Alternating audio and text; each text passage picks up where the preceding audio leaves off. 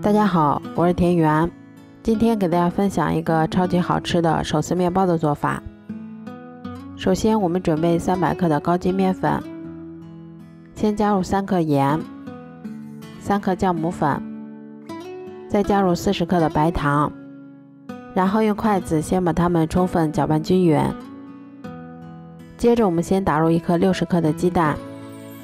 再少量多次的加入大约120毫升的牛奶，然后用筷子先把它们搅拌成这种面絮状，再下手把它们揉成像这样偏软一些的光滑面团。接着我们先加入30克的黄油，然后再把它们移到面板上，像搓衣服一样继续给它揉搓10分钟左右，一直揉成像这样细腻光滑的面团就可以啦。揉好后再给它盖上保鲜膜，让它醒发至2倍大。像这样体积明显变大，我们的面团就已经醒发好啦。接着我们把它移到面板上，先给它折叠几下，排出里面的空气，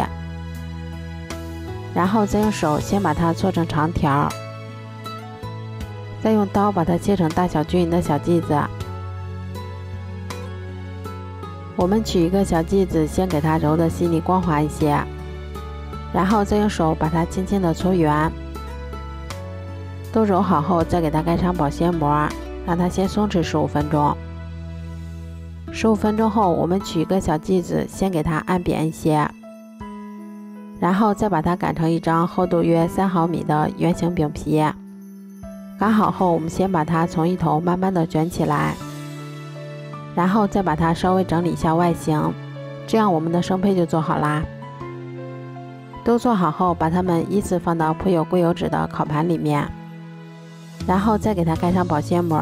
让它2次醒发30分钟。